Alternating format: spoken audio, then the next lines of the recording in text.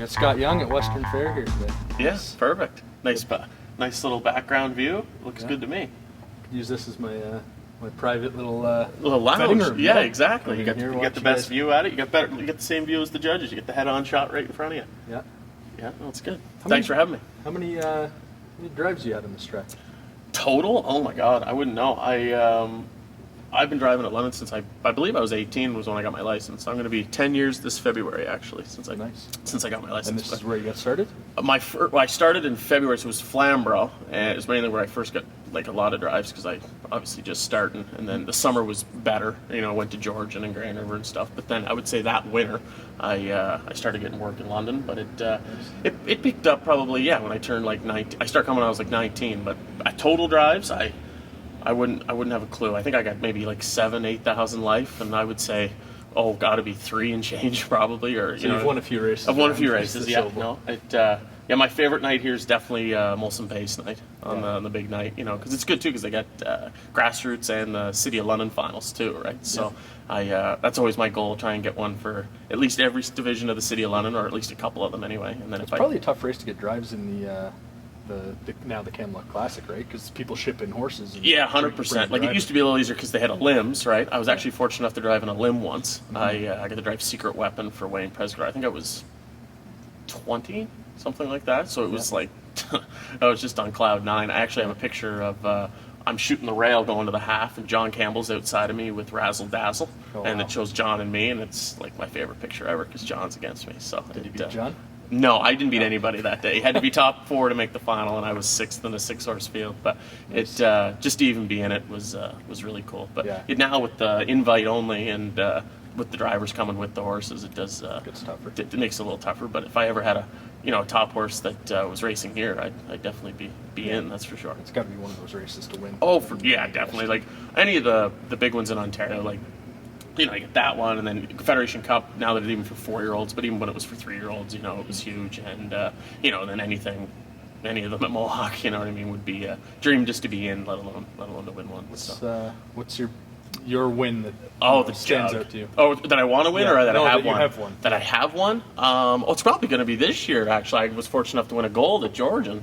Yeah, it was my first ever $100,000 race over that I got to win. I've been in a couple of 100,000 plus races, but I got to win one this year with CrossFit Mouse for Luke Blay and Determination. So that was really cool. Yeah, I had a great year for Luke. I definitely have to dedicate my summer to Luke and Determination. I was very fortunate to be able to drive some in Dream of Glory and get to drive in some golds. And then anytime you brought something to Grand River or Georgian, they fit pretty well. So it made my job easy. Nice. It's kind of a weird thing about being a driver, right? Like you get your.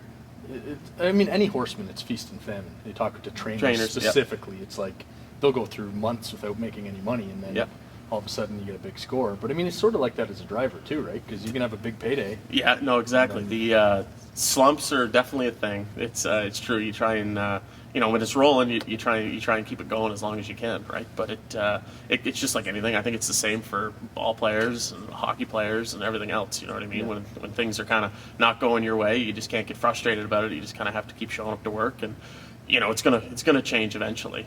But So when you were real young, when you're just getting going, what's kind of the when you don't know what you're going to make? Yeah. What do you do? Do most guys work in a barn in the morning? Yeah, I always had a job. I still do now, actually. I ride for Chantal Mitchell in the mornings, but I normally do in the wintertime now because I've been the last 3 years. I guess I've been fortunate enough to be pretty busy in the summer and make a good enough limit in the summer. I don't need to work throughout the summer, but wintertime obviously it slows down. There's not as much racing and not as many tracks going, so it. There's sort of an element of that. Is every driver is going to do that forever, right? Because they're going and finding the next babies they want. Yeah, no, for sure, and it's good too. I find it's good to be at a farm, working for somebody through the winter because even if you're doing good, you still show face to all the trainers and they see you and they they want to talk about your night before, and if you happen to be in the right place at the right time when it comes to be March or April, they start biking babies or going quicker miles, and if you happen to be standing there, they you want to go with one, and then come June or July when they go to qualify, if Jody or James or whoever's got 4 in one qualifier, if you've maybe trained it a month before, you might get the spin, right? So Yeah. It's always good to show face for sure. I kind of feel like that as an owner. Like, I mean, with my filly last year, Bob McClure went right from the qualifier, right? And like, so if you got somebody who'd even been out to your farm, jogging or training a horse, it's like that. There's a little bit of confidence for you too, because Yeah. you know the driver knows your filly already. Like, there's nothing wrong with a guy hopping on, obviously, on qualifying day. But even myself, like, if I've trained one in the bike once and then schooled it twice and then qualified it, like, by the time I go to race it, like, I know pretty well the ins and outs of what it can do or what it can't do. You know, so that definitely is good for a driver, especially with a young one, a young 2-year-old. So like it because like I said, you know what they're up to, but and you know what it can and can't do. So you just kind of have to watch the rest of them. You know what I mean? But it. Yeah, no, babies are where it's at for me. 2-year-olds and 3-year-olds, you know, like I love driving younger horses, you know, teaching them how to race, and you know, my theory is they all will eventually learn how to leave. That doesn't take very long for them to learn how to do that. But you know, if you can teach a baby how to follow and cover them up, and you know, sprint when you want them to sprint, you know, you got an opportunity to make them into a nice racehorse anyway. So, but that's my favorite part of being a driver anyway, driving the young ones. feel like you can win races off the pace in places like this. Yeah, no, London's harder than Flamborough, if you ask me. Like London, you know, if you make front easy and get a second quarter breather or get a middle half your own way, you're pretty well home free. You know what I mean? The stretch is not overly long, it's pretty short. It definitely holds the front end. But you know, then again, like if you race one off the pace, you're sitting second or third over, and they're going like a crazy half for what the caliber of horse is, and they're down a half like 57, and you know, like a minute is going to be a max back half. Well, if you're sitting third over, it's not a horrible thing by any means, right? But I've seen a few of those where somebody sweeps 3 wide here in the back stretch because they're just all done. All done, yeah. Well, and they do cave, and that's the thing about London too is, you know, Flamborough you can wait to the last turn to move because turns are a little more banked, and then you kind of got to kick into the straightaway. Unfortunately, here in London, you kind of have to be on the move maybe a little earlier, just because the turns are so sharp, and even though you're maybe not making a whole lot of ground up in the turn, by the time you hit the straightaway, you don't have that far, so you kind of have to make sure you're already in gear and kind of got your move going, right? But you know, I don't mind half mile racing. In my opinion, I find there's too much of it in Ontario. You know, like I love Georgian Downs. People complain about the drive, and it's not a great drive. I'm fortunate enough living in Guelph that I don't have to touch the 400, so I can go back way, which is and it's the middle of the summer too, so that makes life easier. But I just find, you know, it's 3 months, same as Kawartha, same as Sarnia. I know Kawartha and Sarnia don't go for as much dough, but there's only 3 months of 5/8 racing, and there's a ton of horses that I drive that just are nowhere near as good as they are on a half mile as they are on a bigger track. But they're not quite good enough for Mohawk either, right? So it plus I like half mile. It's you know, you got to normally be forwardly placed, you know, like you normally do, but then again, like I said, if you get a big half, sometimes it'll work out in your favor. But at Georgian, it doesn't really matter. You know, you can be on front and get a cheap half, and it doesn't even make a difference sometimes. You know what I mean? Or then again, they can be down a half in 55 at Georgian, and you go a mile in 52. So second over, still don't make a difference. You know what I mean? So no, I really enjoy the 5/8 racing for sure. When my dad was at the top of his game before he's just training now, retired, but when he was at Georgian Grand River, I mean, he had a brand new race bike that not too many people had at the time, and it was crazy because he was winning from last. Like, you know, he'd get on the front from time to time too, but it was like he'd sweep the field from last. Oh, exactly. Yeah, no, and I find that too at Georgian. Like, if you're even third over, I still don't think you're really out of the race. Going 3 wide into the last turn at Georgian, we call it suicidal because it's tough because they're always going left and you're kind of going out. But if you can wait till halfway through the last turn to move, you know, if your horse got enough kick, you're definitely in range at Georgian. You're definitely not out of the race, that's for sure. Coming from a non-driver here, I mean, I've got like probably about 20 training miles into my into my suit there. But one thing I think in a lot of half-mile races I see is drivers coming out of the last turn in particular.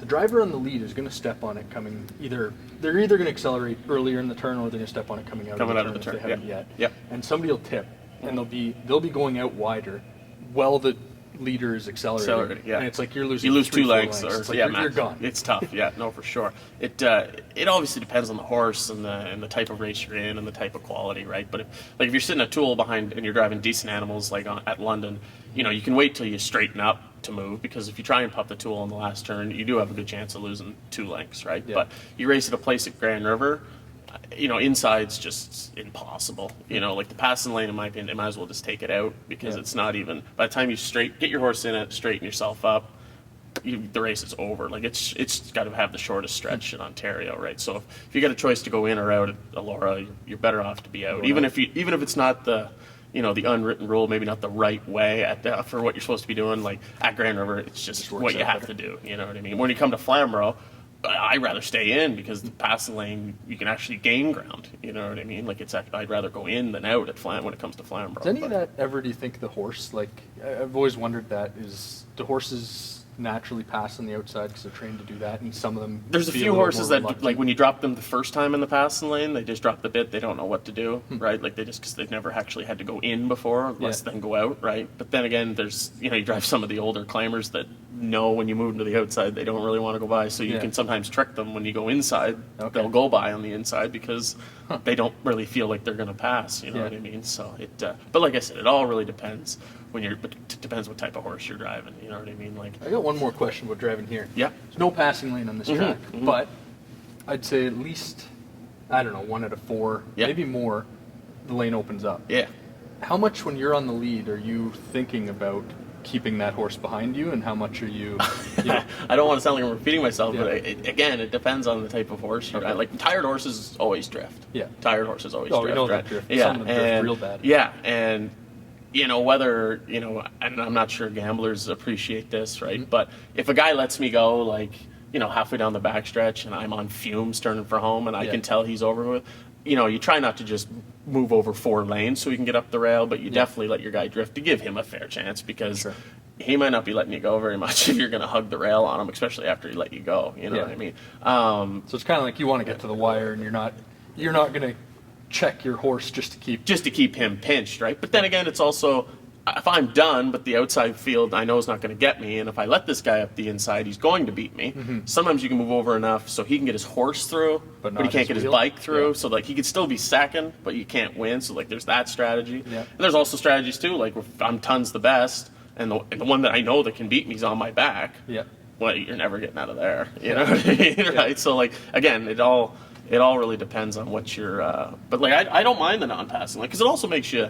When you're sit third or fourth, like especially with the cheap horses, most guys are on the move, right? Because third along the rail in London, if things opening up, it's happened, but it doesn't always happen. Not for the win, really. No, exactly. But it makes you think, though. It does, which is good. I find if you gotta, Tim Tetrick one time said that it's like a chess game. You know exactly where you are, which is what I agree. So where is everybody else, or where are you going to position yourself to position everyone else, right? So he says you know where you are. He said you just have to try and outdo everybody else, which is a very, very good point of view for being a driver, I find. Yeah, I mean, I think that's why if the smarter drivers being on the lead on tracks like this can really take advantage of it, because if they know who's on their outside, like you said, if the winner's behind you and you got a horse beside you who can never go by, I mean, you're pretty happy. You're not going anywhere. Like, so, I mean, and you can even sometimes if the guy's behind you and you don't want him to be even third, you can back your horse in so this guy's second. Meanwhile, if you were to step on the gas to win, that guy's going to be second, and maybe even one off his back will be third, and this guy will be fourth. But you can even just back into him enough so he's even second. You know, but it's funny they got the jumbotron here, and they have it at Mock. They don't have it at Flamborough, and I don't really feel like I needed a Flamborough, but if I'm ever on the front or even the two-hole here, I do use it to my advantage because I just take a look. Two things. One, like if I like to see who's first up or who's going to be first up. You know what I mean? Because sometimes, like if I get away third and I see someone's coming first up, I can be like, well, I don't really need to be on the hurry now because I know I'm going to get out coming out of the turn because he's not going to advance. Or if I see a guy coming first up, maybe I should be on the move here because if he comes first, you know what I mean, I might not be able to get out. So just like even at Mohawk when the gate picks up, like when we leave, right? Yeah. If I'm leaving and I see, if I'm getting away, let's just say third, I know who I'm letting go. Yeah. I take a look over sometimes at the odds to see what odds they are. Plus I see who's getting in behind me. You know what I mean? So it's kind of it's there, but it's also a little bit of a strategy thing because you can kind of see where everybody's landing too, right? So it's kind of funny because in Catch Driver when we switched from we had the 2D top down view to behind it, right? People could see all 10 horses. Yeah, it was cool because you could know exactly where everybody was. And then now you actually have to turn. We get a lot of complaints. Oh, right. Like, now you don't know where everybody I can't is. drive. This is hard. Yeah, well, you actually have to look now, right? No, that's for sure. But I like the new view because you can do a 360 with it, right? You can turn Yeah, I around. don't change the camera at all. Oh, really? You stay ahead, straight ahead. Yeah. Because we give you a little mini map where you can see. Yeah, where but I've the seen guys horses like are. turn their head to see how close they are and stuff like that. Yeah. Yeah. But I like that view way more than the view before. It's a better game for sure. Yeah. Yeah. Are you any good? Have you? Done I'm some okay. driving? I played the what was the first one you came out where you did your stable? What was that one? Off and Pacing. Off and Pacing. Yeah. Sorry, that was the first one. Yeah, I did it, and then Yeah. and then when the new one came out, I did a little bit of driving, but Yeah. I'm you're gonna hate me. I don't do it as much as I used to. That's for sure. But I'm okay. I got better at it the more I played. That's for sure. It's actually funny though. We find that the drivers only really like Off and Pacing because they drive every day. Yeah, so they But just don't get the manage their opportunity stable. To Yeah. have a stable of 100 horses, right? Yeah. No, for But sure. then the owners and trainers and stuff, love They probably like the driving. driving. Yeah. 'Cause they, No. they're thinking, yeah, Scott Young, I could drive better than this guy. Yeah, no, I When you enjoyed get it. the Like when I bike- did, like actually the range in the stable, like I didn't even get that far where you had to have like 1 million coins to like Oh, yeah. breed your horse and all Oh, yeah. that. Like there was a couple of them. Like I remember Jay Harris and a few other guys were doing it full tilt, and I was like, Yeah. I don't have enough time to do that, right? But I actually, if I had to pick, I like the driving one, right? Because it. Yeah. Even nothing worse than having a horse that doesn't have a whole lot of energy, and then you try and save it for as long as you can, and then when you move it over, it still doesn't go. I'm like, do you ever get that feeling out on the racetrack sometimes too? Yeah. Well, I was thinking that like people are used to car racing games where you go as fast as you can and you The whole corner time. as fast as you can. Yeah. And it's like driving a horse. That's not what it's about. About- right? yeah, even when your tracks too, it's not like you have all one size track, which I like. You got half mile, 5/8, and a mile, right? Yeah. So the half mile tracks, like, it's the same in your game. You sit third on the inside the whole way on a half mile track. You're on your game. You're probably not getting out either. So when you're driving in a real race here, kind of like, are they all unique in how far they can go full tilt for? Like, do a lot of horses have one brush and they're done? Like, what do you? I'm using everybody else's things I've heard, but it's Yeah. true. Like John Campbell one time said, they're an elastic band. They'll only stretch so far. And he said if you stretch them too far, they're going to break, right? And then and horses are the same way. Like there's horses I drive that if I keep them buried up for 3/4 of a mile and then give them one move, they got a wicked move. Where even if I was to come second over with it and then move it, it would have like not even half the move. Just because even though you're keeping it on a helmet and it's still using its energy to even keep up second over. You know what I mean? And then there's horses that I've drove where I thought I've drove them terrible and they still keep going. Yeah. Like I've left all I could, moved them first up, and then turned them for home, and they're still hanging around it, and I have no idea. Yeah. You know what I mean? Because I'm like, in my opinion, you should be done. You know what I mean? You should be long. Some of them are just tough. Yeah, I you know what I guess. mean? They just, I mean, classification, it's the best thing in the world. You know what I mean? Like, you gotta, people don't do it because there's unfortunately a shortage of horses in Ontario, but like, a good 10 climber makes even a better 8. You know what I mean? So like when you drive one like that, you can almost afford to drive it a little bad and they'll still hang around. Yeah. You know what I mean? Those are the best kind as a driver. You know what I mean? But I'm a trip guy. Like I like, obviously I can cut one when you have to, right? Like when you're, you got the good poster, you're on a half mile track, right? But being second, third over, like sitting third or fourth on the rail and squeezing through and shaking free and winning, those are my, those ones I almost take a little pride in almost, you know what I mean? Just because you actually had to do a little work to get to the winner's circle. There's definitely a class of driver who puts themselves in that role and gets known for for tripping sure. horses out. Yeah. I mean, I still see Randy Waples at Woodbine tripping out some horses that are just like, Oh, it's they like, don't how even. did he come up with Well, this? and some of them don't even appreciate it too. Randy, he's somebody. People, I've been very fortunate. People say I look a lot like him on the racetrack. I sit the same. So I said, if they said if you could have Randy's career, that'd be okay, and that's by far okay. Like even half of his career would be good by me. You know what I mean? But he's one of the best I find at finding a second over trip or like I said, shaking free and sometimes you put yourself in a bad spot and that's why they call it horse racing. You know what I mean? But but if you ever can shake free and you know what I mean and get lucky, Did you watch a lot of these guys when you were younger? And every one of them. Yeah, every one of them. Yeah. Is it cool being out there on the track with some of these guys who've been around for the last 20, Oh, 30 absolutely! years? Fortunate, really. Dream come true, I guess. Like even, I've been driving at Mohawk here the last month, and it is Crushing them at Mohawk. Yeah, Good. easy with the word crush. I had a good week. Yeah. But honestly, it's It is a dream come true. Like my whole life growing up as a kid, I grew up with Scotty Zeron and Dougie and Jonathan Drury and all them, and that's just what we talked about. We're just going to drive at Mohawk our whole life, and simple as that. You know what I mean? And you know, Scotty and Dougie have just they've taken it to the next level, but they're extremely talented dudes. You know what I mean? Yeah, they're sort of an exception to the rule where, you know, I was talking to Greg here about a lot of guys put in, you know, a good 1,000 wins on this track. Before ever making a move there. Those two had a pretty quick start to their career. Well, like opportunity is key, and don't get me wrong. You have to have talent, and you have to be able to back it up too. Yeah, right? you gotta have the talent. You gotta be able to.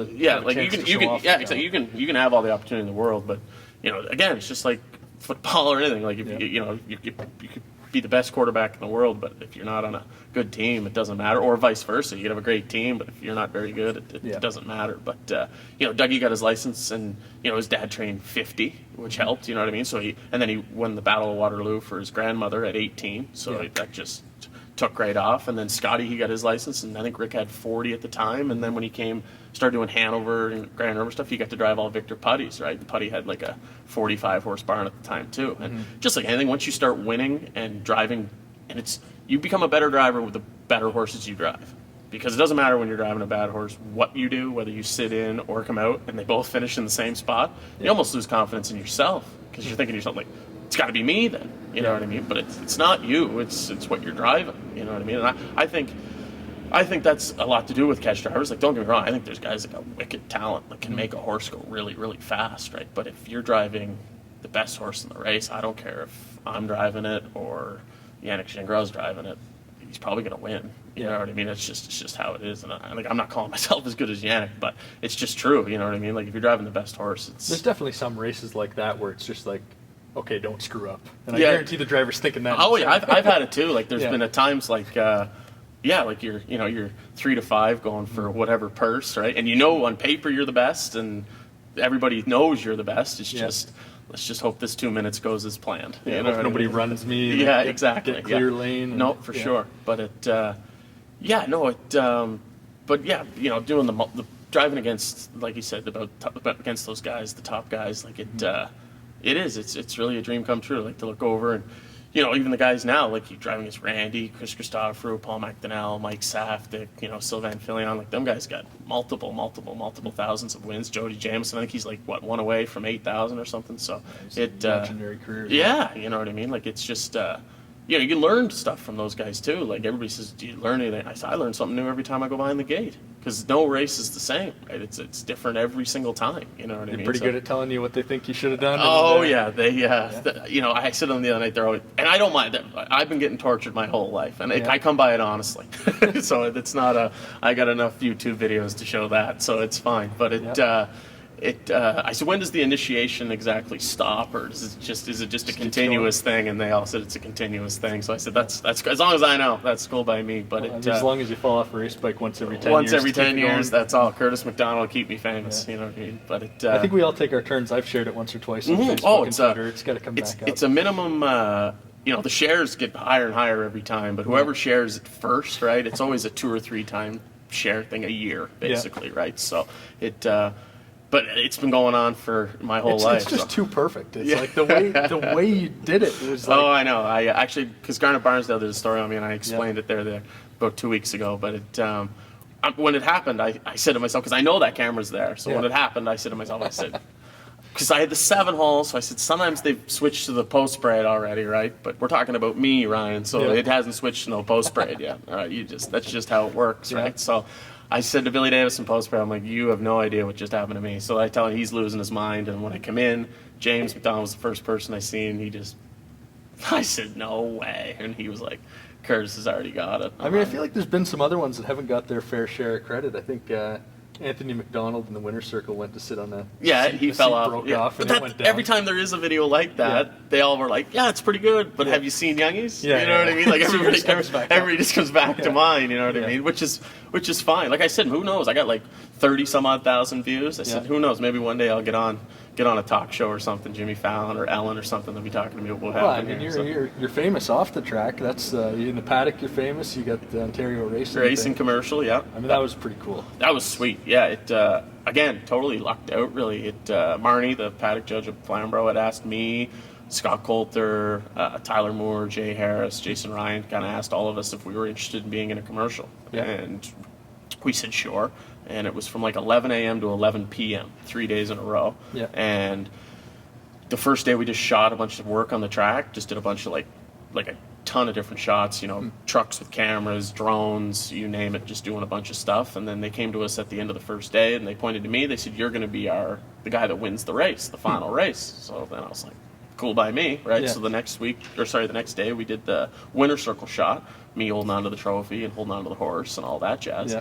And then we did little bits. We did little bits in the driver's room, but they'd film me, but then they would also film the rest of the guys, you know what I mean? So like I was like, okay, so everybody's going to be in it, right? This is what and then we did the little piece up by the pasture with the one horse, but that was just me. Yeah. And then we did the one part in the barn, and that was just me too, but I just thought it was going to be like me against everybody. It was when like the way we were shooting it all, I thought it was going to be, okay, I'm the guy that wins the final, but I'm against everybody else, which is fine.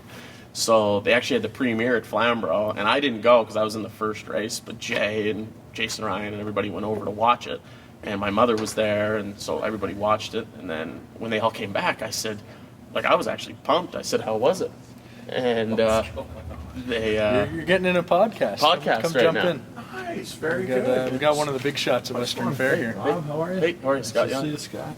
How are you, buddy? Good to see you. I just wanted to make sure that the table for Yeah, two we was got good. the- Oh, it's absolutely. It's perfect. Candle, anything else, boys? No, good to All go. right, No, the thank you room very much. ourselves? Appreciate it. Yeah, we saw you from the bridge, and I'm like, what's a table for two? Who's in there? Yeah, no, we're good. We're good. Take care, guys. See you.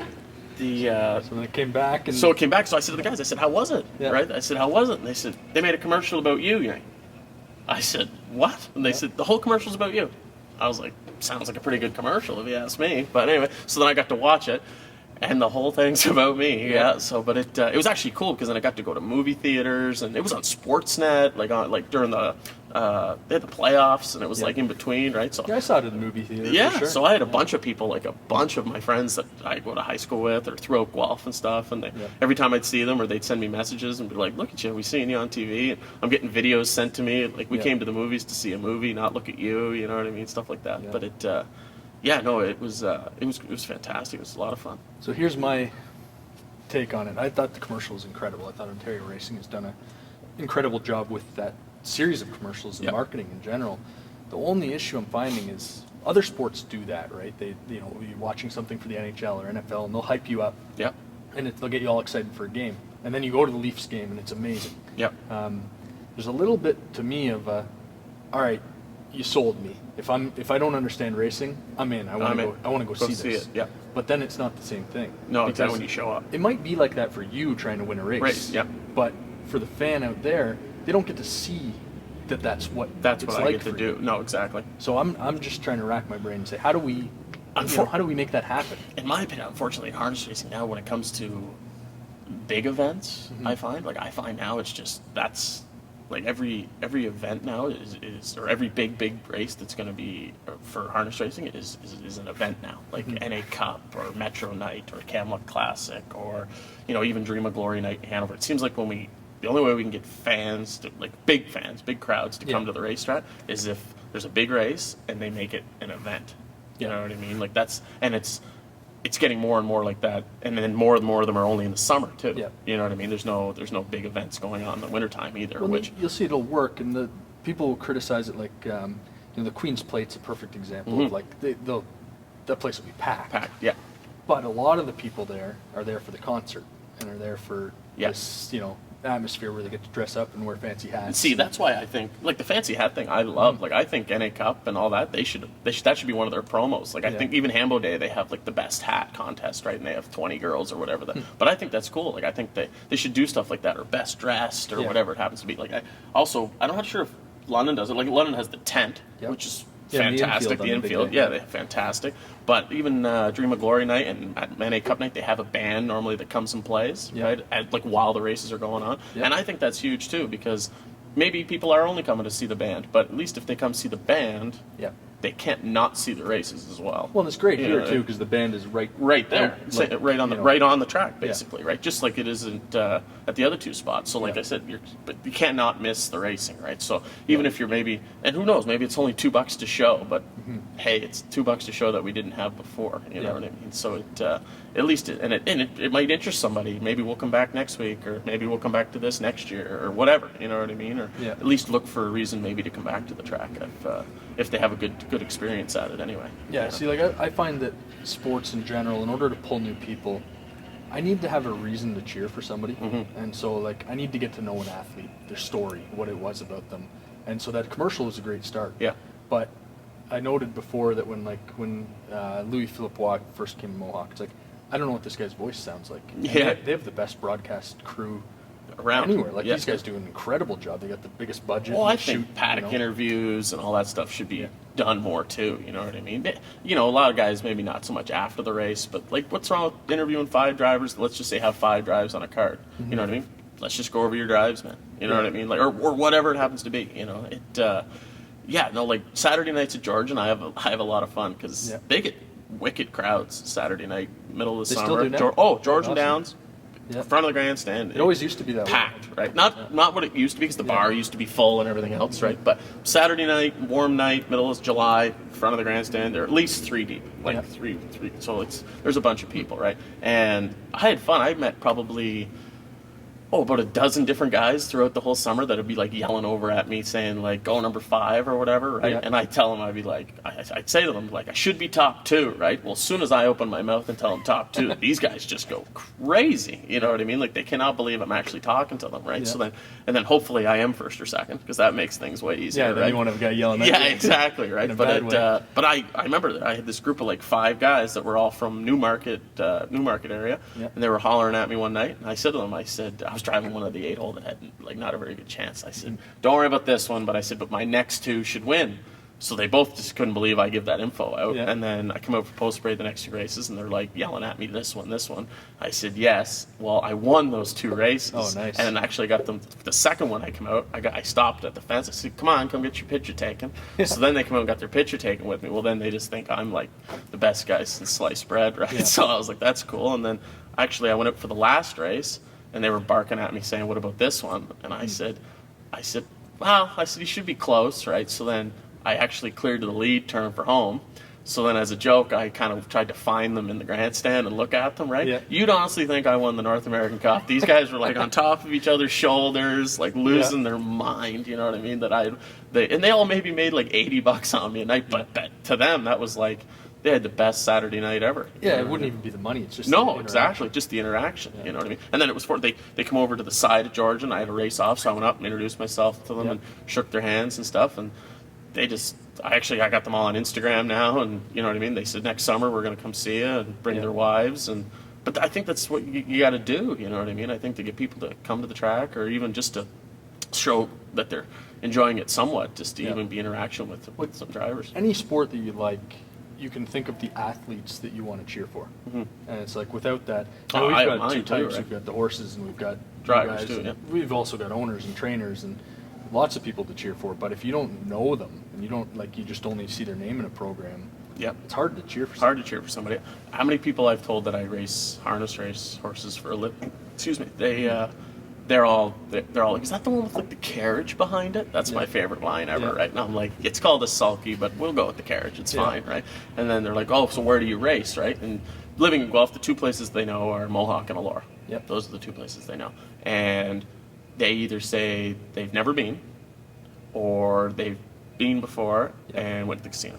Yeah, Right, those are the 2 things. So I've actually, like, nothing against Mohawk, and I do drive more in Elora than I do there. Yeah. Last month's been really good, but we'll see if it continues. But I keep telling everybody to come to Elora because it's such a family friendly kind of racetrack. You know what I mean? Like you're right on top of them, just like Mohawk. Like you stand right at the fence, and I can almost high five you on the way by. Yeah. And it's just you're right there. You know what I mean? You can't miss it. You know what I yeah, mean? they have the great tent out front. Oh, and It's the nice. dining room's got the best deal in Ontario, if you ask me. I think it's $24.99 for their buffet, and you can't beat the food. Like I know my parents will come on Friday nights even to watch me race and just to have supper. You know what I mean? It's just and it's close. It's like 15, 20 minutes from Guelph. It's you can't beat it, really. You know? I've always kind of wondered about that as far as dining rooms go. It's just a great addition to, like, if you can serve a great dinner. Yeah. And, Why not? and people don't even care about the racing, it's something going on. Well, that's going great here for Western Fair. Yeah. Like, even last night, I know Mohawk canceled, but they raced. But the big thing about them, their track was obviously safe enough to race, but their dining room sold out, Yeah. right? And what are they going to do? Turn, I don't even know how many it fits, but turn all them people away? You know what I mean? Unfortunately, Mohawk, their dining room does very well, and so does their outside. It's expensive to eat at Mohawk Racetrack. That's the problem I find with, like, I went there this year. I was fortunate enough to go for NA Cup, I believe, with my girlfriend, and it was just the two of us. Yep. And yes, we had 2 alcoholic drinks, and we both had supper and dessert. Yep. But we were there for the whole night. The buffet or the kitchen? The kitchen. Okay, yeah. Yeah, because we weren't in the dining room side. We were on the other side of the escalator. Yep. And Ryan, I want to tell you, it was like 400 plus after tax. Wow. You must not be a cheap eater. I only had one, no, it wasn't even an app. It was just a main and dessert, and two Yeah. drinks. Like, that was my whole point of it. Yeah. Like, yeah, okay, I'm going to Mohawk Racetrack, and yeah, okay, it's NA Cup night. I get all that, right? Yeah.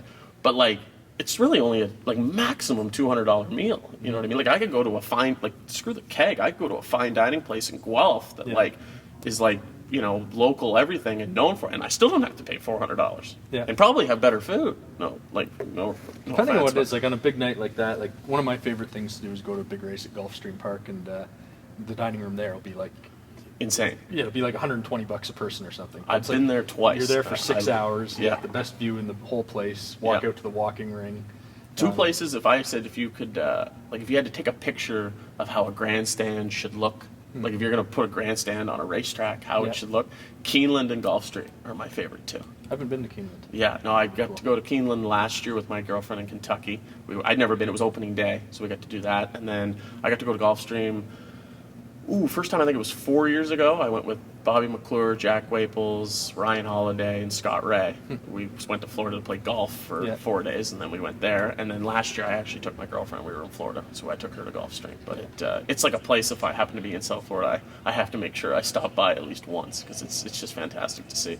The one advantage I think the thoroughbreds have over us that we need to figure out a solution to is every race is exciting. Thoroughbreds. Thoroughbreds, yeah. Because you just don't know what's going to happen when they come out of the gate. Yeah, It's yeah. like- and we have some, like I was watching last night here, and there's some races that are incredibly exciting, and then there's other races that are just like a snooze fest. Snooze fest, And it's yeah. like, go, 2 seconds into the race, yeah, he wins. And quality of horse, I think, makes a big difference in that. Like, and same for big nights, like NA Cup night. There's I want to watch every race. Yeah. Whether because it's like the first race is the nominators at 25,000, so it's good horses, and then you got a preferred probably, and then you got 7 or 8 finals of every which one, right? And they're just good horses, and good horses are fun to watch. Yeah. In harness racing, For I me, find. quality, if you have a quality horse, a quality group of horses, it doesn't matter if the race is competitive. Like watching some beach somewhere win the Ontario Final, Sunder yeah. Stakes final by half the the stretch. field, yeah. It was great to watch. Just even to watch him, right? But That's- watching a 6 claimer win by 20 lengths yeah, is no, not the same. No, But for sure. I find that if you get a 6 claimer where they're All across the board? competitive, Yep, that's good now too. I got a great race. No, 100%, And I 100%. don't care if they're good horses. Competitive fields are, and they're getting unfortunately harder and harder to do because of limited amount of horses in Ontario, right? And how much money they go for in the States and the dollar, and Yeah. we don't really need to get into that. But it's true though. But I think that's also a race-off's job to the best they can, of course. Yeah. But competitive fields, and I think it's good for the bet too. Like, there's nothing better than looking over at the board and seeing like a 2-1 favorite, and Yeah. then seeing like 4 horses that are from like 4-1 to 8-1. Yep. You know what I mean? All single digits. Like Oh, that. for sure. That makes it fantastic. We might be stuck a little bit in that, and I don't know if the horsemen would go for it, if that's what the race secretaries are thinking, but the traditional condition sheet might be holding us back from building competitive races. And, Well, I seen. Well, I'll bring that up now. Yep. So I said about having me on after Ronnie Burke. I don't know how Yep. good that is for your views, but but like he said about the Trackmaster rating, right? Yeah. It does suck because your horse can show 50 and not getting any money, and Yeah. he doesn't get to drop down, right? Which that would suck. But so I'll throw you my idea. You're gonna laugh me out of here, but if I had a track and I had, I'm offering up 10 races, Yeah. and I got my purses set. I'm saying you enter your horse, and I'm putting them in the race. Just like you know, the UFC. It's like, yeah, Okay. we're gonna Oh, we're yeah, gonna okay. card you in. So Yeah, yeah. let me get together 100 horses and let me Put them let where me I feel like put they some should be. good Yeah. racing together. See, And that's it's gonna be that's tough when it comes to claimers, right? Because you know, a guy like you, like let's say a guy's putting one in for Yeah, 10, have a tag. and you look at his paper and you know he's not a 10. He's probably only a 6, Yeah. but he doesn't want him in for 6. That makes it tough. You know what I mean? Yeah. Stuff like that. But condition horse wise, you know, like you know, I really, you know, and I understand they have to fill classes, right? But Yep. there's nothing worse that I hate, like, you know, nominators 6,000 last 5, also eligible nominators of 15,000 last 10, also Yep. eligible nominators of 100 and some odd thousand this year. yeah. Like, I understand you're making the 10 horse field, but there's probably 3 of them in there that are better than the other 7. It's a lot of times you can, You know, you so- can see it right away when you Right look away. at a program and you say, okay, Who'd they who's open that this for? Yeah. for? No, And then exactly. that's and the that's the winner. horse to beat. Yeah, no, for sure. And it's really good when you're driving that horse. Yeah. It's as a driver, you're like, perfect, you know what I Yeah. mean? But it, Yeah, I just feel like we could be a little more creative because you have claiming races where there's a staggered amount and the higher ones draw out. draw outside. So there's no reason that at Western Fair a 10 claimer couldn't be starting from the 7 hole and 6 Six claimers would start anywhere else. See, like I've always thought this too. Like preferred 2 horses, like at Flamborough in here. When you win, you automatically get handicapped the outside. That's the rule. And then Yep. if you win twice, normally you have to leave. That's basically what Ian makes you do, right? Yep. So if you win and then you're third the next week, because it is hard to win from the outside. Yep. And then you get your fair draw next week and see how you do, right? But I've also thought, especially like with a mare I drive, Absolute Sealster, and Alfie Carroll gets to drive Willie or won't he? They can leave the car faster than most pacers. Yeah. Like it's insane for trotters. Like they can snap the switch, and that's what makes them so competitive in their preferred class because they can make front like now, you know what I mean? And then you can just control the race, right? But like I've always thought, like if I win out of the 6 hole, 6 in it, let's just say, because I'm Yeah. handicapped the outside, and I win out of the 6 hole with Absolute, that's fine. Well, the next week when you put me in, just assign me the trailer. Yeah. Make it, I can't make makes front. it a little tougher, yeah. I cannot make front. Yeah. You know what I mean? So you know what I mean. So if you sign me the even if it's to the inside, you know what I mean. I'm still not on the car. There's a rule question. Would you be legally allowed to take the 6 hole, say you were assigned the trailer? Yeah, yeah. But because you're allowed to follow the 2, the 3, the whatever, right? Yeah, you're allowed- Would you be allowed to go all the way out and around? Yeah, like if I was to follow the 6 and the 6 was to make front and I was to keep trucking with them. Well, like right now, the 10, they moved the 10 at Mohawk The to trailer, yeah. Could the trailer, theoretically, if you wanted to, Yeah. get up on the gate in the 10 spot? If you not the 10 spot because it's like they basically made the track only 9 wide now. Oh, okay. But I could follow the 9 if I wanted to. And then as soon as he ducks, Yeah, go wherever. I mean, I right? doubt you'd like I see could it. no, like actually, I think it was 2 nights ago. I think I had the 10 hole. I followed the 4 out. Yeah. Right, just because the 1 showed making breaks, 2, Yeah. 3 showed nothing. So and the 4 showed somewhat getting out of there. So I followed the 4. Yeah. But they have the rule here with the 9 horse fields, and same as Mohawk with the 10 and the 11.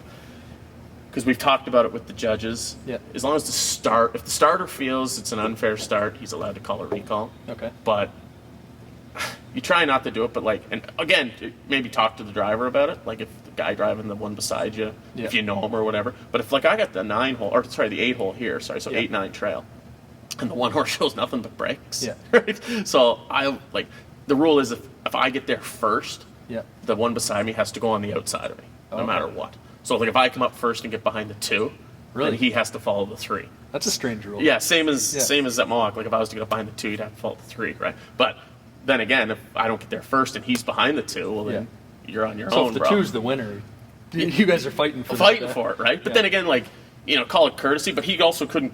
Might not care. He might be just be like, because he doesn't have to care. The other Yeah. driver, like if you say, hey man, I'm kind of want to follow the 2 here because this rail show's making breaks, right? And it also might save a recall too. Like this Yeah. guy makes a break in front of me, then we got a recall, then we got to do this all over again. Yeah. You know what I mean? We just get this out of the way now. You know what I mean, right? But it. That's kind of funny that it's optional because like if you were in the 8 Where, hole, yeah, because like even if I started behind the 5, let's just Yeah. say I start behind the 5, he's got to start 6. yeah. Like he has to. Once you line up. behind Once I him. line up, like if I pick behind the 5 horse and I have the trailer, he has Really? to start 6. Right. So like that's, but 90%. I'll So even if go he higher came than that. inside 95%. Though they'd probably Recall right away. and then to be. Well, then who me they and him would charge have to either figure it out, like, what are we doing here? Because I'm not following whatever one, you know Yeah. what I mean? But like I said, that not that often you haven't I been haven't seen following that it. really being. Well, an that's what I issue, said. I said 90%, but I'll even Yeah. go higher than that. Yeah. Like 98% of the time, it's Yeah. normally just follow 1-2. Well, it's still pretty right? rare to see two trailers. Like Mohawks, sometimes they'll have a. They got them in the mile and 3/8 races now. Okay, yeah. They'll have the double trailer, right? Yeah. That's what they're trying to do anyway, get 10, 11, right? Yeah. But I've had some luck out of the 10-hole trailing here over the last little bit, so I actually like it because Yeah. it's kind of, if you have the 9-hole and you leave, it's Yeah. kind of the same as when you had the 10 before. Like, it's really hard to just kind of like float and try and land 5th or 6th Yeah. when you had the 10-hole before, because you're way out there. Yeah. If you're leaving, you're basically all in. You know what I mean? So you got to blast, right? But what's really tough about having the 8 or 9 now, where before if you had 10-hole and Yeah. you wanted to float out of the 8 or 9, you could maybe get away 5th or 6th. Now, if you go to leave out of the 8 or 9, your 5th and 6th spot that you would land Yeah, is getting closed. filled by the 10-hole now. Yep. Right, so that's where it makes it tough, you know what I mean? But it also, when you have the 10-hole, you can position yourself in the race now, which is nice. You Is know? the 10 hard to push out from, like, as far as if the 1 leaves? Because I know that the 1 doesn't bat a great percentage, because when you leave from the rail, it takes a lot out of these horses. it Rail would be seems the like. toughest place at Mohawk, I find, to position yourself. Because to get away, especially with a young horse, Yeah. I find, because 2 steps too quick off the rail, you position yourself to be first up. Yeah. 2 steps too slow off the rail, you position yourself to be 3rd or 4th over. Yeah. You know what I mean? Like, it's really tough. I see a right? lot of people get away 3rd and 4th, and it's Off like the rail. you're not quarter pole moving from the rail. No, because exactly. It took you a lot. Well, to get you just there. had to push through as it was. Yeah. You know what I mean? That's the, you know, like again, 3, 4, 5 at Mohawk are my favorite Yeah. spots, because if you leave it all, like, you just leave and If I'm you're betting there. a horse on the rail, I'm hoping he gets away 5th or 6th. So Yeah, he set up exactly. Right, second over or trip. Yeah, something like but that. it's in my it's probably one of the toughest places to get a horse away off the rail for sure. Strategically, it's got to be tough at that track, because the one thing when you're watching betting is if you get away 10th, it's like you're 13 lengths off the lead, and it's like You're being nice. It's like Yeah. you're in trouble. Yeah, it's normally like 22, right? Yeah. Because the boys like to They're gap strung too. out, Yeah, yeah. yeah, for sure. Everybody's down at the rail too, but Oh yeah, by the quarter. Yeah, exactly. Yeah. That's another thing I find, like, and I'm not calling myself different, you know what I mean? Like, I'm the guy, but like, if a guy gets parked or a guy gets shut out of a hole, Yeah. unfortunately, as drivers, we think we're doing it like to the driver, Yeah. right? Like, you're parking me or you're Yeah. shutting me out of a hole. Like, don't get me wrong, that might be true the odd time, Yeah. but most of the time it's like, I'm not really parking you, man. I just Yeah. don't want to let your horse in or like Yeah. let you go. You know what I mean? It's nothing personal. You know what I mean? Well, that's why I don't blame the drivers at all for a lot of this stuff, as far as whether it's given holes or, you know, we were talking about letting a guy up the rail. Rail, yeah. It's like the drivers will drive to the best of their ability based on the rules set out for Yeah. them.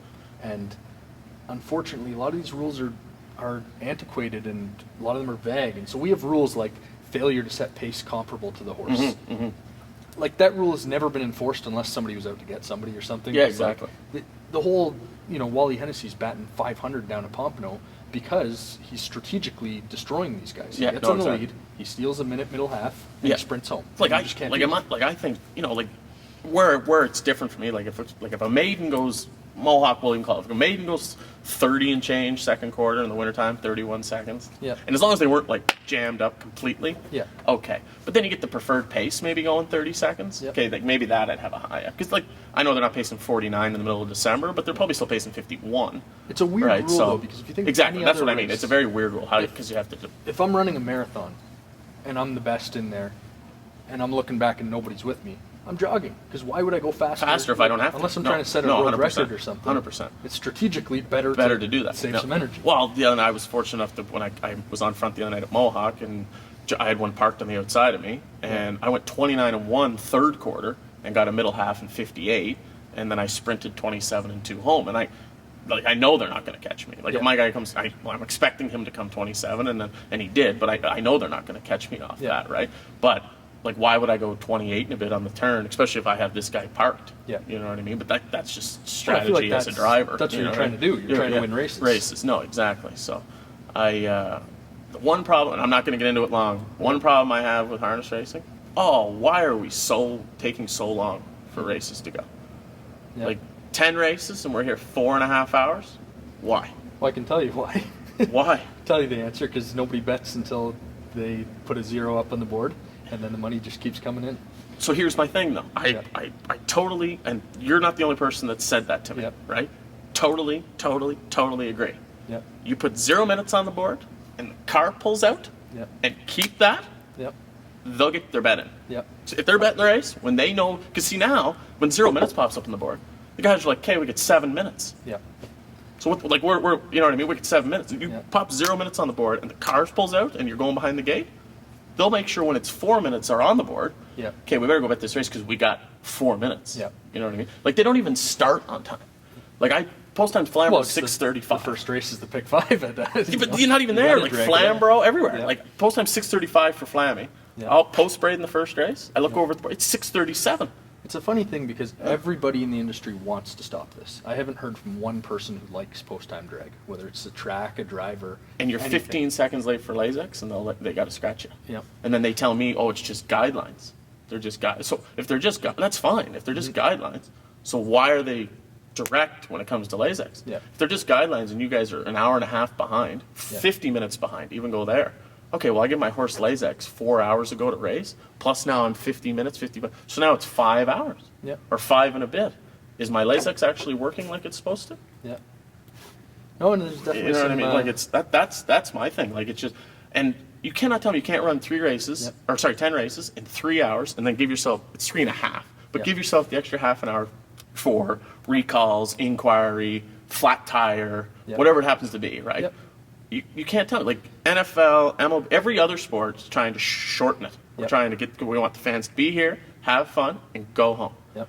Who is at a racetrack, or in my opinion, watching it on TV at 20 after 11 on a Tuesday night? Yeah. It's hard. Like, like who's watching this? Yeah. There's You know, very few especially times- now when it's on, when you can do, when people complain about not coming to the track because you can do it on your phone or on Yeah. your iPad or on your computer, and you can just walk to your kitchen and come back and still catch the race. Yep. Okay, well, especially if people aren't coming to the racetrack and can do it on their phone. Yep. So for sure, why aren't we trying to speed this up? Well, You know. the thing, and I'm guilty of it too, because I'll be betting a track, and then I'll be on HPI and I see the list of like 20 tracks, Yeah. and whatever's a 0, I might go and put a bet on that track. And so the problem is that it works, and if the thing is to stop it, if one person stops, it doesn't work. Yeah. It's like it's got to be across the board, and so it's got to take 'Cause I was at- tracks coming together. I was 2 things that I've seen over the last month. I was at Yeah. Flamborough there 2 weeks ago. Jason Bartlett won a race at Yonkers. Mm-hmm. He was pulled up and jogging back to the winner's circle, and Marnie said 1 minute. Yep. So I walked out of the driver's room. He was jogging back. So I walked out, went to the winner's circle, or drove my horse, won, went to the winner's circle, came back, and walked directly back into the driver's room. Yeah. And they had the prices up for the following race. And we had 11 minutes on the board. Yeah. What's I going just- on there? And not only that, like I said, we post sprayed at 6:37. By the time we say go, it's like 6:41. Yeah. So we're like, okay, 7-8 minutes already behind.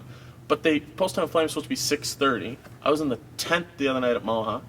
I got changed, and Flamborough had 7 minutes to the 11th race. They start at 6:30, Yeah. 6:45 by the time they say go. We start at 7:10, 7:17 by the time we say go. Yeah. So come on, guys, we're like 45 minutes behind you, and we're Yeah. done, and you still get 7 minutes to your last race. Well, you're preaching to the choir here. I mean, Yeah, but- I've put out some stuff that got me in some hot water about. I think it's just outright dishonest, and that in a betting game, you need your customers to trust you. Yeah. And when you But like I say- said, when they see 0 minutes now, they know they got 7 or 8 minutes before they have to do Well, and it it. bothers me as a customer when I'm at the track. The first place I look is on the board for the drivers because that's how long it is to post. So it'll say 0, but it'll say 6 for the drivers. Six- It's like, okay, I know there's 6 I've done that, minutes. like Mohawk, you go at the track and it'll be 0, your post break, and then you look over because they say go by the clock, Yeah. and it'll say 7 minutes. Yep. You know, so I'm like, But at okay. least I've now found a way where it's like I know the real post. No, numbers. yeah, exactly. 'Cause Yeah, I can you look hook where the yourself up drivers that look. way. Yeah. But yeah, I mean, to be honest, if I was managing a track, I would have to say that I'm probably never going to show, right now, I would never show a time other than 0. As soon as the next race is done, Just I'd put show 0. So 0, yeah. Because now I'm getting all the online bets. There's Right no away. point in never showing 3, 2, 1. 1, yeah, I know. 0. Yeah. 'Cause that's going to The only time I think that would be to show 3, 2, 1, 0 is if you're going to go behind the gate at 0. Yeah. That would be the only way to do it. So, and that's cool. Throw 12 minutes up on the board. Yeah. I'm cool with that. Like when we come in and you throw 12 minutes up on the board. But that's fine. But I expect to be going behind the gate in 12 minutes, Yep. not 20. You know what I mean? We're That's digging ourselves a hole here because it's quickly accelerating too, and I mean you've got tracks that it hit worse points. They tried to correct it, but I mean when I did a tally, I averaged it out for a week, and some tracks were hitting 9-10 minutes, and it's like over. It's getting to be where like okay, how and far can we go? That's their number. Oh, we have to eat the bet. We have to eat the bet. Yeah. I'd even do like a try. Let's do like a 10-day, 2-week trial. Let's just see. Okay, actually go at 0. Throw your 11 minutes up. Let's go at 0. Let's see how much difference there actually is. I think whoever tries it's going to get crushed. Well, like they bet $1.2 million, Yeah. right, on an average night at Mohawk. Yeah. Right. Like I'm telling you right now, they're not going to bet 800,000. Yeah. Like it's not. I'm telling you, right? They might not. They might only bet $1 million. Yep. You know what I mean? They are just over $1 million, right? But I don't think they're getting it. They're It going would have to be well communicated and clear. Oh, and let everybody know. Yeah, absolutely, Yeah. absolutely. I like the they do it here. They do it at Mohawk. They get the camera for the car and the seconds. Yeah. That's cool. 'Cause That's that cool. helps because Yeah. at least at Mohawk, if they posted 0 and I saw the 60-second timer, I'm not going to be caught off guard. 'Cause it's No, like, exactly. now You I know got you time. have to do it. Yeah. Get my No, bet in. exactly. Right. Yeah. But it and I like it. They do it here too. Like they have Brad pull over and they get the Brad on the car the whole time. Yep. And same with they've added the starting car cam so you can see us going behind the gate. Yep. All that stuff has to be. It's one of the major. It's not enough on its own, but one of the things that when I try to introduce friends to the sport and they see 0 MTR and ask what it is, they're like, okay, it's minutes till the race, minutes to post, and then they're like, well, why isn't it racing? What do you do? And I'd have to explain to them, well, they'd start 6 minutes or so after. Yeah. Because one of the things that turns it's them different, off. like on a big night, like on Camel Classic night or on NA Cup night, where there's stuff to do. That's why they have 20 minutes in between races. Yeah. But if you're just a guy like, let's say tonight, watches the first race. By the time, let's say he just won some tickets, right? So you go Yep. cash your tickets, you come back out, you look at the next race, handicap your next race, you look up.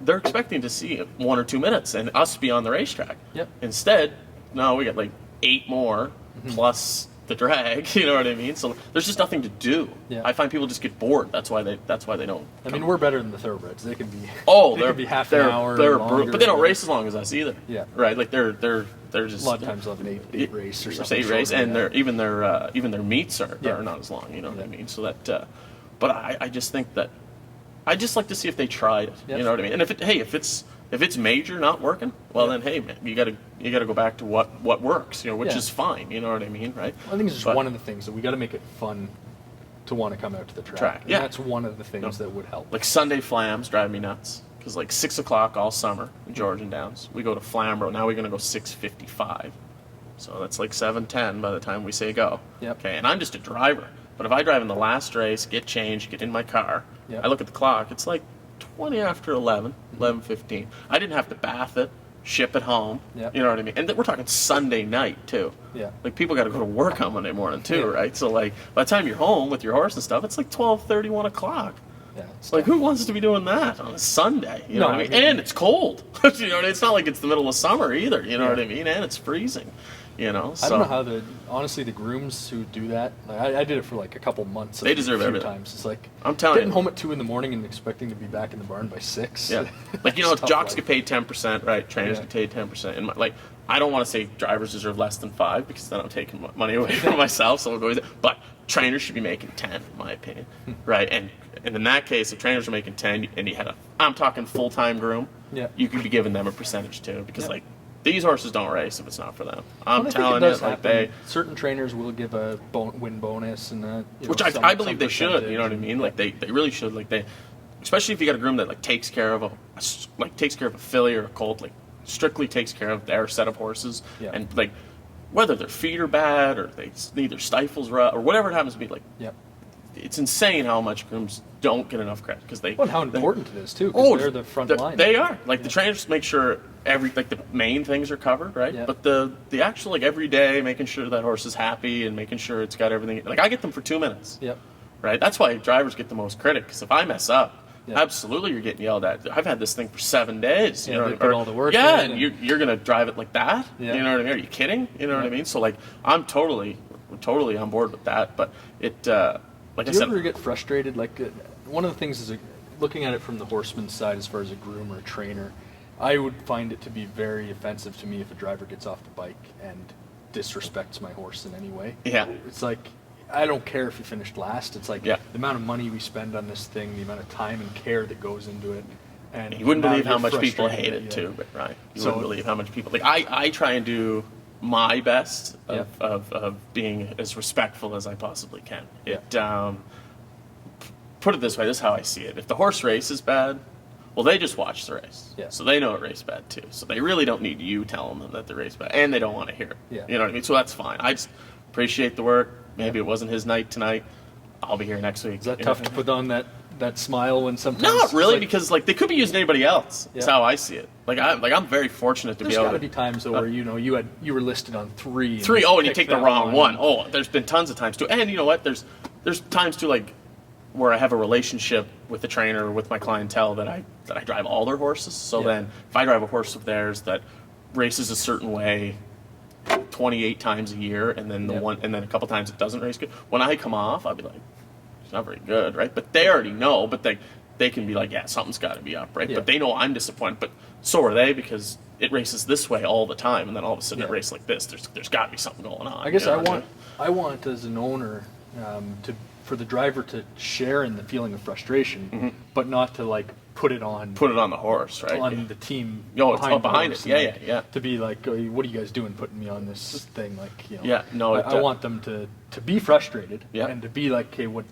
wrong? Well, there's got to be But- something up, right? Yeah. That's what I mean. Like it's So I don't want them to sugarcoat it. no, but like Right. clearly, if there's a problem, I'm not the only one probably thinking that there's a problem. You guys Yeah. are well aware of this too, right? Like if I'm thinking there's a problem, you guys must think there is too. There's not too often I would say I come off and think it raced like crap or Yeah. didn't race very good, and they come off and they're like, "He's good, eh?" And I was like, "Sure," you know what I mean, right? Like Yeah. they're normally we're on the same page, you know what I mean? But yeah, like again, like I said, they could be using anybody else. In Ontario, there is more drivers than there is horses, right? Like, honestly, if you look at a program, like I even think for tonight, there's like 10 races, and let's just say there's 8 in every race, okay? Yeah. Well, there's probably like 35 drivers. Yeah.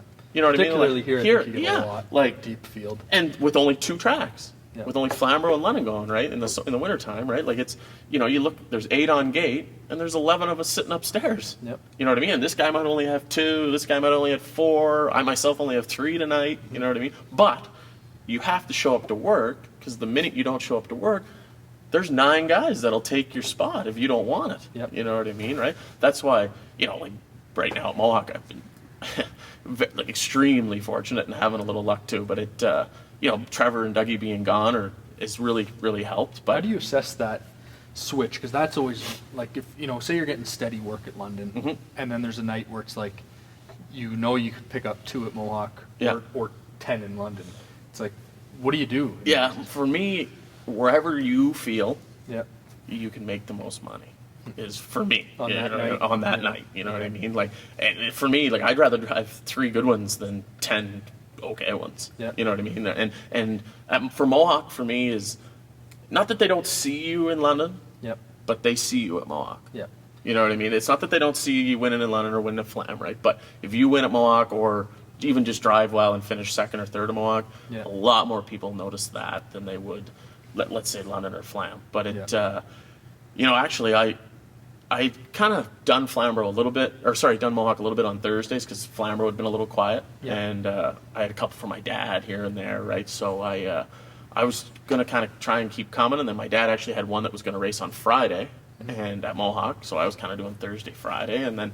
So I said, okay, and then Bobby McClure got talking to me about it, and he just said, why don't you come here? Like, especially with Dougie and Trevor being gone, and Yeah. he said, like, a bunch of guys that use you at the B tracks are probably going to, they might use you here, and he said, Yep. you're not getting, like, I wasn't driving 10 a night in London. I was pumped if I had between, like, 3 and 6 between here and Flam. Yep. You know what I mean? Like, that, because, again, very, very fortunate, but I do drive a lot more in the summer. But there's more tracks to race and more horses, right? And Yep. me being a 2 and 3-year-old guy, there's a little more opportunity then too. So I always right? felt like the winter was the prime opportunity. It's changed a little bit at Mohawk because there's been so many young drivers that have recently just claimed their spot Yeah, there. yeah. So, but it used to be that a few guys would disappear for a month or 2 in the winter, yeah. and that would be somebody's shot. Somebody shot. Yeah, And- that's exactly kind of what I was going with. Like, I didn't imagine I'd be like, I got 6 again on Thursday, and Yeah. if I have 2 or 3 of Mohawk, I'm like pumped, you know what I mean? And one of them being dads, you know what I mean? Like, that's great to be able to pick up other work and being able to get drives for other people. Like, it really is a dream come true for me. But Well, I mean, when I was talking to Ron Burke, that I asked him about how he sees new drivers and how he notices them. He said typically you'll see them driving a horse for somebody else, and he likes to see how they sit in the bike and learn what they do. So, like you said, that's your stage. That's your stage, and opportunities, like I said before, is everything. You know, like how it really clicked on for me is I went to Mohawk and I got lucky. I won like 7 or 8 races. Like the first week, we'll call it, I was there. Yeah. That's the most races I've ever won at Mohawk in a week in my life. Yeah. Let alone I think I had 8 wins all year going into that. You know what I mean? And then to win that many that week, it was. Everybody was talking about me, you know what I mean? It didn't matter if I was at Mohawk or, I came here, I still did London on Tuesday, Wednesday Flamborough, Saturday, Sunday Flamborough. And everybody's like, well, what are you still doing here? And I'm like, I still got to eat. Like, this is just a phase, I'm telling you. Like, it's not going to last, you know what I mean? Like, I still got to make sure when this ends, I still got to be able to get some drives here, you know what I mean? Like, I got to be able to do something, but it... Is that the first race? That's the first race, so we're good. I'm not into the 5th, so we got time. Don't worry. All right, what time do you got to be in there? 6:30. What time is it now? Second or third? Yeah, second or third. Yeah, we're all right. We got time. They don't start the show without me. We'll be all right. Nice. But and I just tried to keep it rolling. Like I've got to drive down there which was for since I was 19, 18. Like I've always got an opportunity to drive, mainly for Dad, but I got to drive down there, right? And I grew up there. Yeah. I jogged my first horse was over Mohawk. You know what I mean? Like it. So that's kind of been nice. Dad was always... That's cool. Your first drive was at Mohawk? No, my first ever horse I jogged. By myself. Okay, it was at Mohawk. My first ever drive was at Flamborough. Yeah. That's what I said about Georgian. Georgian's been great. It was my first ever win, and then I won a gold there this year. So that was... nice. Georgian's been fantastic to me. But being at Mohawk, Dad was one of the main trainers there my whole life as a kid, you know what I mean? He had an 18, 19 horse barn at right at the back stretch, right? So I kind of grew up there. So like we were talking about driving against those drivers, like they've known me since I was 5 years old, you know what I mean? And they still call me kid today, you know what I mean? But it's, if I could ever, like everybody said, would you stay down there full time? And I was like, I guess, but I don't need to be, leading the place would be, I can't even imagine, you know what I mean? I think it would be impossible, but just even to be down there, to be one of the top 12 dudes, to even sit 6th, 7th, drive 4 or 5 nights a week and be able to make a living at it, like a really, really good living at it. And because that's our highest purse between Flamborough and London is 11.5. Yeah. And 8 claimer goes for 8. But think about that too. Yeah. Name a claimer that goes for what they're worth. Yeah, that's good. You know what I mean? And then the thoroughbred world. Yeah, right. And then other than the 8 claimer, the lowest class, his number's 3,000, and it goes for 11 grand. Yeah. We were talking about competitive races. They just finished. It's 5 across there. Yeah, I've seen that. Yeah, that's exactly what we're looking for. Yeah, I think the cool thing about watching that and watching drivers come in is you just never know if this is going to be, because you're going to have a few. It's like when you watch a baseball player get called up to the majors. Yep. It's like he's probably going to get a few games the first time, and then he might. It's like when is going to be the time they actually bring him up? I find if you get a whether trotter, pacer, 2 or 3 year old that's maybe not the best in its division, but definitely top 3 in its division, and you get to keep that drive. Yeah.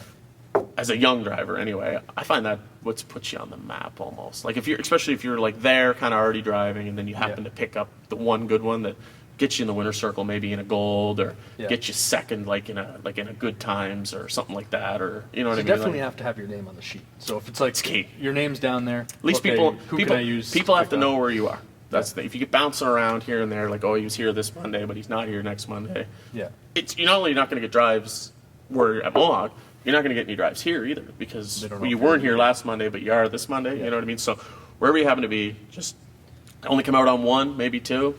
Well, that's why I was asking about the transition, because it's so important to be, if you're trying to develop at a track, to be there consistently. Yeah.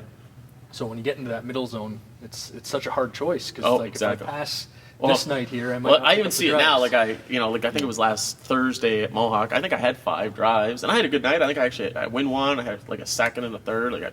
For Mohawk, fantastic. Yeah. But I watched 3 of my drives win at Flamborough. Yeah. You know what I mean, right? And I'm not complaining because I get to drive at Mohawk, right? But you do get to see that, and that I don't want to say it bothers me, but you just get thinking to yourself like, okay, well, if this doesn't work, hopefully if I ever do go back to Flamborough, I get those 3 back anyway. You know what I mean? But what type of attitude are you like? Do you come in there confident that you can drive with anybody right off the bat? Like when you're, you got John Campbell beside you. It's like, is that, you feel like I'm as good of a driver? I'm a better driver than he is? Well, like, I don't know about a better driver than John Campbell. That's your statement to me right there. But it, again, I think it's just got to do with horsepower. It really does. Like, don't get me wrong. There's guys that, like, okay, you're not as good as him. It's just how it is, right? But for myself, like, I find, maybe there's guys that can maybe get them to go a little bit more than me, but then maybe I can keep one trotting maybe that another guy couldn't. You know what I mean? Something like that. But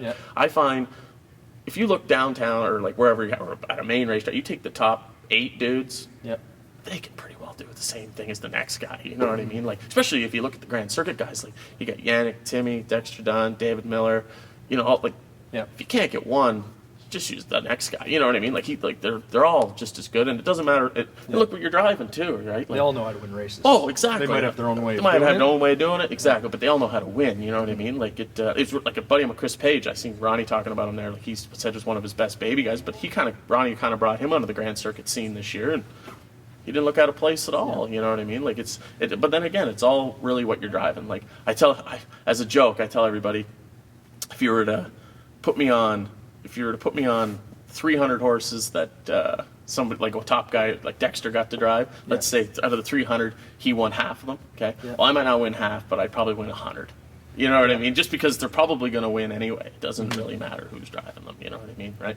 But don't kid yourself. Like, there's guys that have, every driver's different. Every driver has different tactics, and there's guys that maybe can get one to go a little more than another guy. But from my observation, I've noticed a few times. I won't name any names because it's a negative thing, but I'll see some great drivers who their first couple times on the big stage on a Grand Circuit night or something just get embarrassed. And it's like, those veterans just showed you that you're this not isn't quite like ready every yet. other race. Yeah, no, you're not quite ready. People ask if I get nervous. I'm not necessarily nervous. I maybe get like big races. Not that I've been in a whole bunch of them, but I've like even a $24,000 City of London. It still gets the butterflies and the hair stand up on your neck like when you go to post spray, especially if you got a shot too, right? Because it's a big night and you get all the emotions that way. But as soon as that starter blows the horn, it just instantly goes away. And unfortunately, I don't think everybody has that, right? But my key is it doesn't matter how many zeros they add on. Don't drive any different. Just drive like you always drive, or drive to the best of your ability too, right? But you just can't panic. You know what I mean? I always tell everybody, the more zeros they add, the better I drive. That's the way you got to do it. There's a certain amount. I think you just have to have that confidence come across. No, for sure, for sure.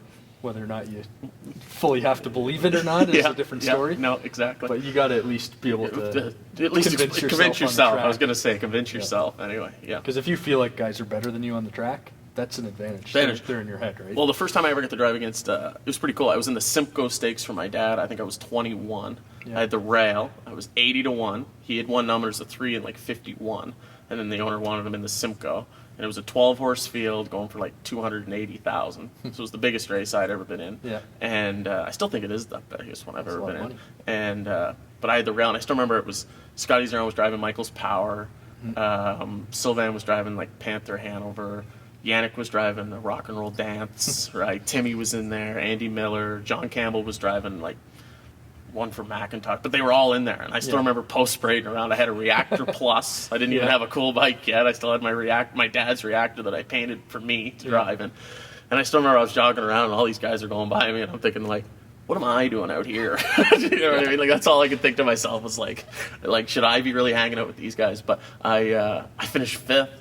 Yeah, it was. I got the horse got $12,000 for finishing 5th. So. It's not a bad payday for you. Oh, I thought I was that was the best ever. Dave Pallone actually was against me too, right? It was just to be.